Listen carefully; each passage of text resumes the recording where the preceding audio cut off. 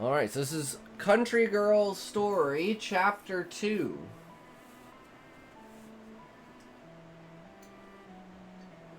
I'm so glad we're finally done the banquet. It's like it just needed those tiny, tiny little pieces. Now we gotta rate it. And see if there is anything else that we can improve there. See if the psychological horror hits, or we need to find a different way to do it. So I'm hoping that it's done, but if it's not up to par, I want it to be my psychological horror. But I don't know if it hits. I don't know. I don't think it does! But hey, it's my best attempt at it. That's the best I can do, right?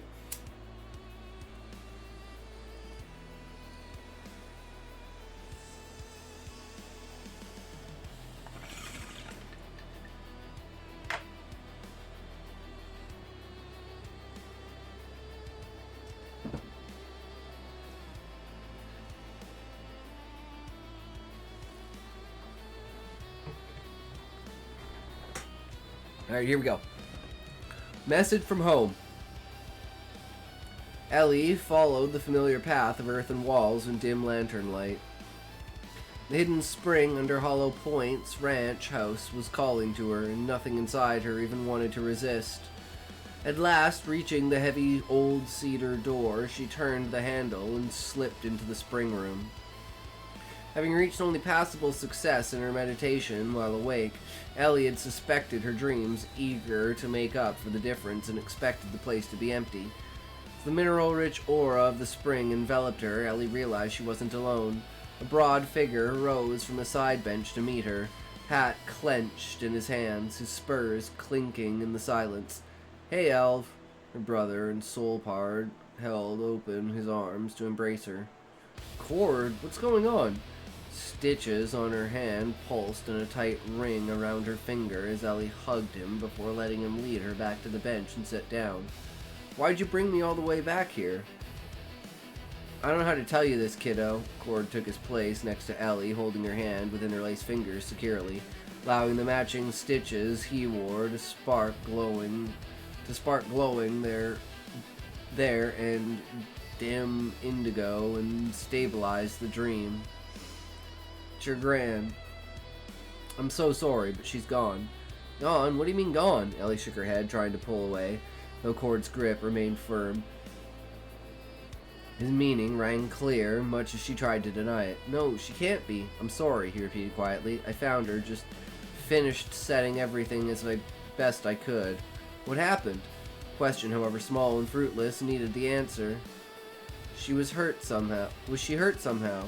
"It wasn't a fall down the stairs, was it? I always warned her that those steps were too short." "Alv, it was nothing like that. She went to bed early and I checked on her and found it. Tell you the truth, I knew something was wrong when I didn't hear the snoring from her room." "She was in her bed and peaceful?" Ellie asked, meeting his eyes in silent begging for reassurance. The veils need to be put up, and the lily candles, and her favorite chariot stones, and her hand wrappings with copper wiring. I know. Cord supplied the end of her thought. He was softly reminding her he'd been a member of the Karras family for long enough to know the procedure for an occasion like this. "Don't worry, Miss K. Miss K taught me well." I don't know how to pronounce that. Is it Say? K? Kae? Not 100%. Should have been with her. Guilt and regret had settled quickly in the pit of Ellie's stomach. The woman who had taught, raised, and loved her had died, and she wasn't even there to be in her last moments. I'm so far from home. Wait, the next full moon is less than a week away. The release ceremony has to happen then. Have you spoken to Renee yet? It's like K? Okay. I've reached out to the Caligo house, but no word back yet. Trail of his eyes traveled upward toward where the Elder Karras' bedroom would be in the real world. We'll keep Miss K's body safe until Renee gets here. I'm coming home. Let me go. I need to wake up. Ellie stood quickly, not pulling her hand away from Cord's. What time is it? I need a good head start before the sun rises. Smoke is still with me. I can use her power as much as possible to be back by dark tonight. I know I don't need to say it, but I will anyways. Cord pulled her into another tight hug before stepping back, not speaking again until she reached the open doorway. Travel safe, little sister. I'll see you when you get back to Hollow Point. Ellie's eyes flickered. So it was real then. Denying her instincts was pointless. She rushed to the messenger paper and pen in their usual spot by the fireplace. Her meditation tools were the only things she disturbed before going to sleep, unless... No, I have to be sure. Ellie didn't want to be right, but the reason that was wide awake from what she had just seen all but confirmed it. Cord wouldn't have sent a flare all the way up from the ranch if it weren't true. See half-formed paragraphs.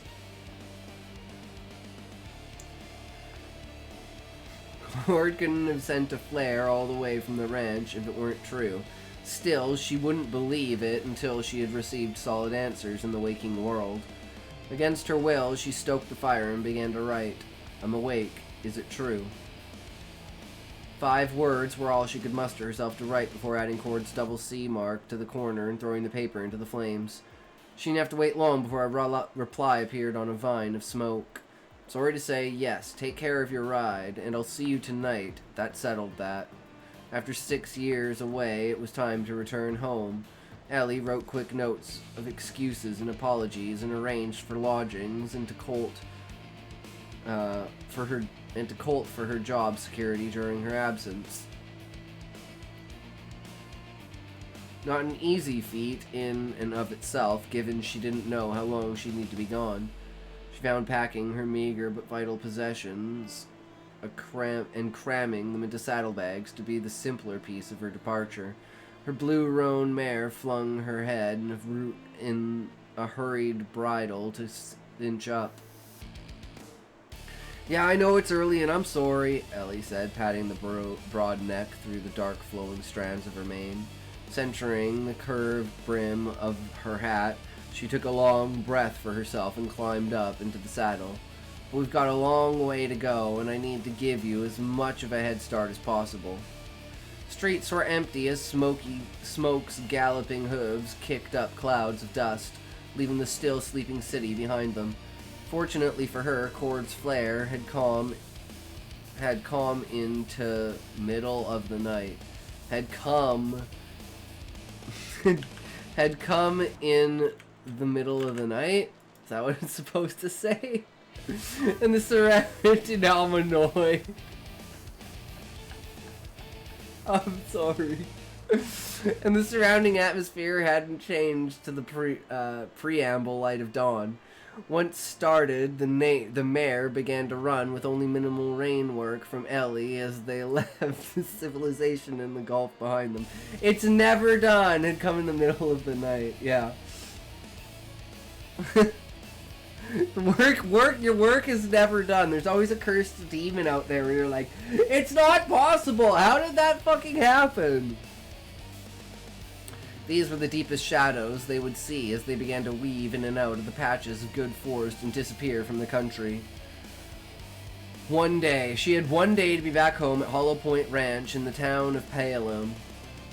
If she weren't, Ellie knew her family would plow over her like the start of planting season to gain control now that Gran was gone. There was good news, she supposed. Cord had sent a vision to wake her in the middle of the night. The not-so-good news, there were 1,500 miles between the Gulf city of Burren and the family ranch at the foothills of Dakasa Mountains. 1,500 miles. Luckily, she didn't need to cross the sum total of it. The Karrases of Hollow Point were famous for 2 things. They had been elders of one of the most powerful covens of witches in the Western Territories for over 2 centuries. They also made a name for themselves in a particular line of work. Breeding and raising horses of immensely powerful magic carrying the blood of wild creatures of shadow called Mancora, with black manes and tails of living darkness. They possessed the ability to harness, manipulate, and move through shadows. though power had diluted proportionally through a generation. Smoke still had enough to enable quick travel. Getting into the void on a Mancora hybrid horse was far simpler than staying there. The roan was used to her weight and guiding tug of the reins as she moved through the vast dank darkness. Ellie rode assured they were going to the right direction and were almost 500 miles away before the air around changed with the sunrise and evaporating dew. Smoke was full-blooded Mancora. They could have reached Kinalum County in Laredo before high noon. They were obliged to stop for water and rest. There you go. Ellie swung down and removed the bridle so the horse could drink and graze freely. With only a few stops in the morning, they had made good time, and if there was a hope of making it a short second half of the ride, they both needed some time to recover. Good girl. We'll stay here for a bit. You've earned it.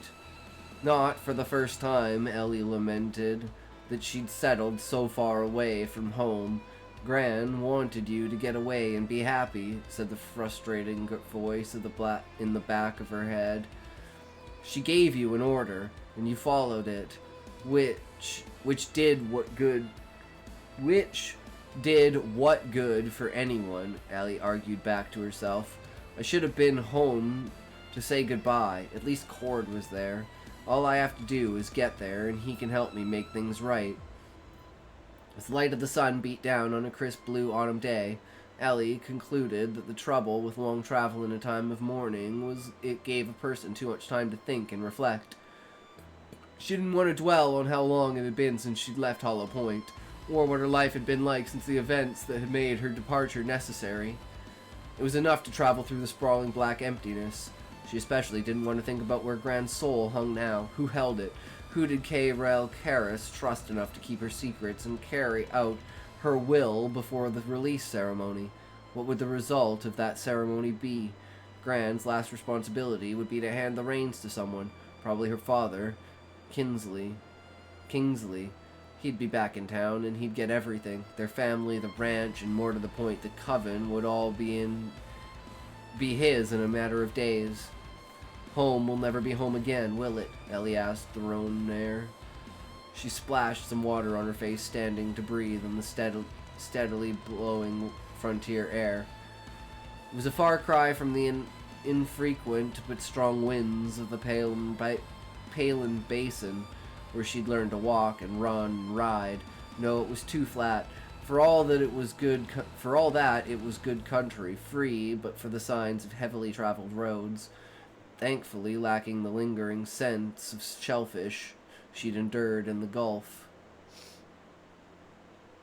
Cord will be able to tell me what happened, Ellie said, readjusting the bridle and refreshing the obsidian oil in the star at Dag's forehead. He'll be there, at the very least. I won't be alone. Smoke let out a nicker at being led to a clump of trees. The mare wasn't used to exercising her power of dissolving into the void this much. I know, but look, storm clouds in that direction. She gave another soft brush of the flexing mane, then pointed in the darkening sky of the northwest. You won't have to fight the sunlight so much, and when we get home, I know nobody knows how to take care of a Mancora like a Sutter's brother. Sharp whip of her tail might have been to displace resting flies, but Ellie would wager the mare remembered the gentle, callous touch of a Hollow Point cowboy's hand. Brief whinny, and they were off again. The relief of the clouds that was promised corresponded with a downpour that soaked horse and rider even in the rarely trodden path of the void. Ellie wasn't sure whether she or Smoke was more exhausted by the time they reached the boundaries of Kinalum County. Dag's breathing had been growing winded, and her steps were more reluctant with each fade. Ellie herself very much agreed. Weariness of exertion and shared magic seeped back into herself. They were both of them bone tired. They had stopped at the basin's southeast peak as the sun rested atop the Palin Valley. The late hour of the day seemed to have agreed with Ellie's. What's wrong? Dag is Smoke's old name. See, I was wondering about that. That happens sometimes. It's just like with Callie. He's always changing the name of his characters. Ellie's feelings as the fading light washed over the horizon in shades of gold and ruby. Strange being home after so long, isn't it? Doesn't look like it's changed much. Not much does around here. A man's voice broke through the calm reverie of the river's breeze. A tall, broad man on an even taller bay stallion called, riding up to her. He wore a light tan hat and a metal star on his chest, making him instantly recognizable. Been around these parts before then, have you? You might say that. Ellie tilted the brim of her hat up, smiling, before leaning back to pat the horse's flanking legs. Or don't you recognize the brand? Evening, Marshal. Miss Ellie, well, I'll be, Marshal Thaddeus Adama asked. Apparently, seeing both horse and rider surprised him into jerking the reins enough for the bay to shy a step back. After taking a moment to calm the animal, he dismounted and bowed deeper than one would expect possible in such a tall man. Been a long time, so the wandering daughter of Hollow Point returns, and home isn't how she left it. It's not. I was in town this afternoon. I stopped by the blank. Taking off his hat, the marshal's face fell in a mirror of the loss Ellie was sure she wore herself. Your Aunt M told me about Miss K. I'm sorry for you. Thank you.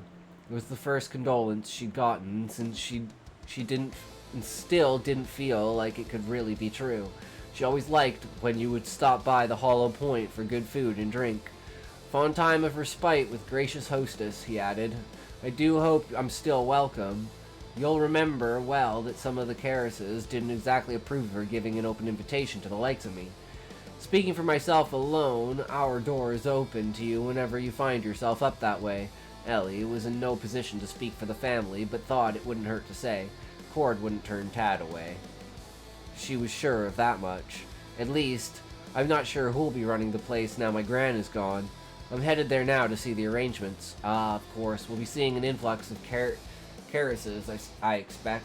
Though Tad cocked an eyebrow at her, his voice was near reverence. Then allow me to be the first one to say, welcome home. Such as it is, for now at least. She was about to say it would be likely to be a quick visit when the calcite stone on the pommel of his saddle glowed, pulsing a vivid orange. As if in confirmation, the sense of the wooded land changed to commotion from the direction of the bend in the nearby Coal Heart River. Looks like duty calls. Trouble been brewing lately? Likely just the local boys thinking it's fun to rile up the pack this close to the full moon. Been having problems with them? Her voice came in more agitated than she meant. The hair on the back of her neck stood on end at the mention of the local wolf pack. I'd heard things had settled in the last few years. Big Flint T-Verd has been pack alpha for about 4 years now, ever since old Jock died. Seems to manage keeping any potential rogues and loners in line. Nothing really to worry about since that full moon was bad for everyone. He quickly hopped onto his saddle, suddenly remembering himself. He turned back. The shadow of loss hung in the marshal's eyes as he addressed Ellie again. Wait, the full moon's 3 days away. Does that mean there'll be a ceremony for Miss K soon? I'll make sure you know the details when I do. And of course, you'd be welcome. It was only a matter of what felt like scant hours of travel and contemplation since hearing the news. Felt steadying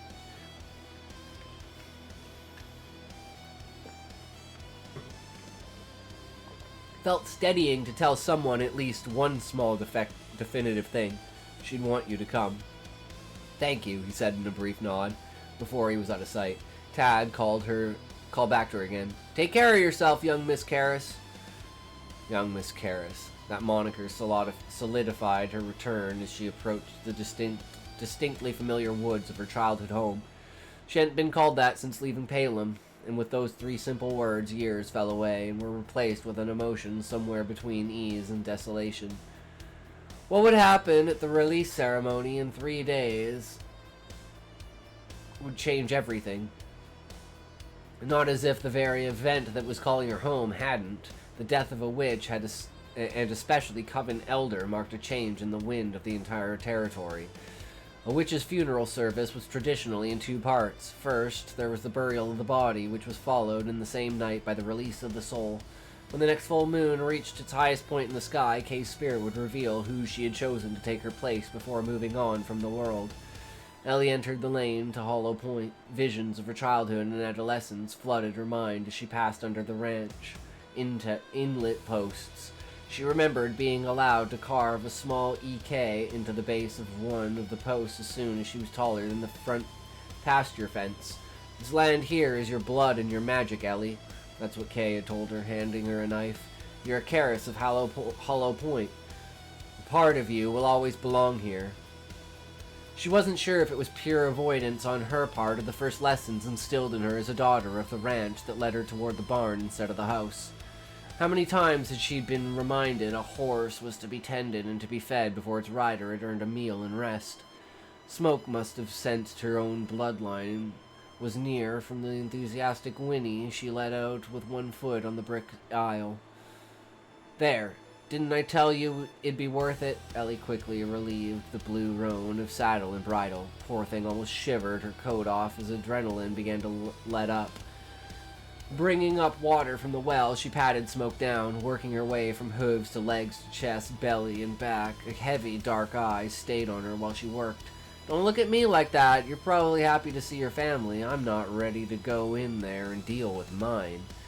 Fortunately, you can't hide here forever. Good to see you, Miss Ellie," said a voice from the tack house door. Spurs clinked as Jake Sutters walked toward the guests of his domain. It took only a moment to reconcile the years from the boy she remembered. Dylan had wavy black hair and beard of his older brothers, not tall, but bulked with enough muscle to contend with the day-to-day chores that were the way of life for a cowboy. "You must have ridden hell for leather today. You don't have to do it all. You don't have to do all that. I'm not sure who needs it more, her or me." Ellie avoided his gaze, absent-mindedly, running her fingers through the black mane. "Wish making things right was easy as feeding and a good wash." "Your gran loved this place and everyone in it," Jake nodded. "She loved more than anyone. I guess I owe it to her to not hide out here, don't I?" Ellie asked, jerking her head in the direction of the house. "Would you do me a favor and check her hooves? She felt a little lame after her last fade." "I'll take care of her, don't worry," Jake chuckled, straightening his hat and lathering up his hands. "I'll get her fed, cleaned up, and settled so well it'll be like she never left. If only." Ellie walked toward the place that had raised her, slower than the convict to the hanging rope. The heavy front door of the ranch house hung open as she got to the main yard, revealing the burling form of Cordero Cortez. I'm guessing that's Cortez? Cortese? I don't know. Standing on the doorframe, looking sullener than she had ever seen him. The speed and magnetism of iron being pulled to true north, he rushed to embrace her as she reached the porch steps. Though they were much of a height, the occasion made her feel dwarfed in his firm craftsman arms, and he held her to his chest, cord. Too many emotions to name or count, and that had been too much to bear, examining in all the hours of solitary travel found their purpose. Close, I'm pronouncing it as Cortez. Okay, Cortez. Purpose and opportunity. "I missed you, Elf." Both their arms tightened around the other as if they were each holding the other together, as much as the mutual tenuous grip they had on fresh grief. "So sorry, little sister." Damn. Well, that sucks. What a way to start the story. And you gave me a bunch of tiny little points in there too. Like, what's the reason why she had to leave? She's been gone 6 years and she hasn't been able to do whatever she needed to do to leave. And whatever made her leave, clearly she wasn't, like, banished or anything, because she can come back. And the plot has arrived, exactly. So it's like, I love that kind of suspense of like, well, we're gonna obviously find out, because people are probably gonna talk about it. And have her want to talk about her adventures, right?